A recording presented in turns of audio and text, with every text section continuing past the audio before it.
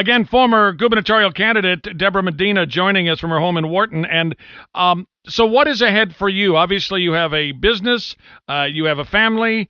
I mean, and, that takes some work. Let me just ask you, what is ahead? Do you want to continue as a political candidate? Have you even looked that far down the road? I haven't looked that far down the road. I think the thing that's on our plate immediately is continuing to advance these ideas. I really do believe that we've got some continuing economic difficulties ahead of us, both as a state and a nation, and we've made a lot of progress in talking about what needs to happen in Texas. That's eliminating property tax and harnessing and strictly defining eminent domain so that it is not abused like it has been, working with members of the team even today to get letters out to all of the state rep and state senate candidates to see if we can build enough of a coalition to support draft legislation and introduce legislation eliminating property tax in Texas. That's going to be a big part of our goal here in the next coming months to see how far we can get that idea in the coming legislature 2011. Debra, how do you keep this organization? And I must tell you, I was so terribly impressed by your organization at Texas Pride Barbecue and some of the other events you had over the course of the months. How do you keep those people together and cohesive and communicating? And do you have any ideas on that as far as how to do that? Because they were certainly a force to be reckoned with. And if you look at the final numbers, yes, it was the candidate, but also you had a pretty good organization. It wasn't huge, but it was a very loyal, very dedicated organization. How do you keep those people and all the people that came out to events and helped you along the way, how do you keep them together? I think that part of what we've all had trouble understanding is that cohesiveness, and it's around a message. It's around a set of ideas.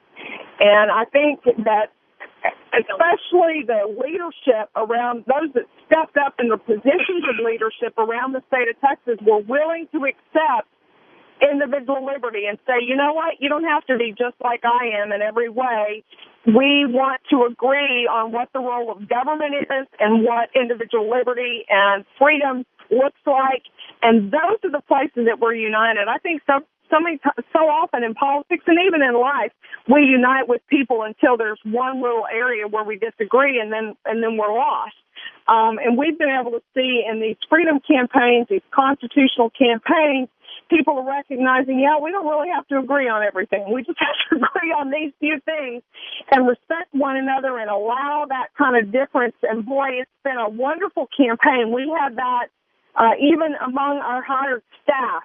Just a lot of divergence in lifestyles and ideologies and religious views, very cohesive on the message of a limited constitutional government and a better team for it, a stronger community for it. And that's what I think, if we can continue to champion that, make sure that the ball is freedom and the Constitution, and that's what we're focused on. We're not focused on personalities. I expect that this push for restoration of the Constitution will long outlive Debra Medina. Debra, in our final couple of minutes, want to ask you what the landscape looks like down the road. If you were to look into your crystal ball, because I think the movement, I'm not sure that you started it, but boy, you moved it way down the football field, so to speak. What do you see for this movement for constitutional government, more efficient, smaller government, not nationally, but I'm talking about just within the state of Texas?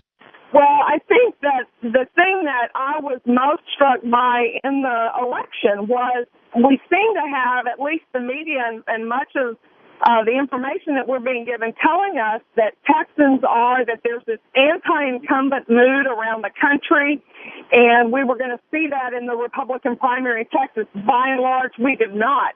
By and large, even incumbent congressmen, when there's so much frustration with Washington, D.C. and what's happening there, you saw incumbent congressmen renominated with 75+% of the vote. I think we still have a lot of education to do.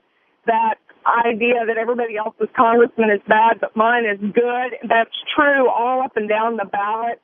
I'm going to be talking a lot about the reality of where we are continuing to try to educate people. I spoke this weekend in Hillsborough, and I referenced some writings that are from post-war Germany called "They Thought They Were Free," and I thought, what a fitting title. We think we are free, and yet we don't realize how much has gone away, and I think we saw that. So if there's a message from this primary, I think it is that we still don't know all that we should. Maybe when we're going to the polls to vote, there's a disconnect between what you're seeing in the media and the 9/12 events and the Tea Party rallies where people are very frustrated, and yet when they go to the polling place, they vote for that thing that they've presumably been marching against. So a little bit of a disconnect. Got to figure out how that's happening and help us understand better both the public policy goings on as well as the sentiment and mood of voters in Texas. Debra Medina, it's great visiting with you, and again, an amazing, amazing run by you, by your paid staff, by your volunteers, and somehow I don't think we have heard the last of Debra Medina. Debra, thank you so much for joining us. I do appreciate it. Thank you, Kevin.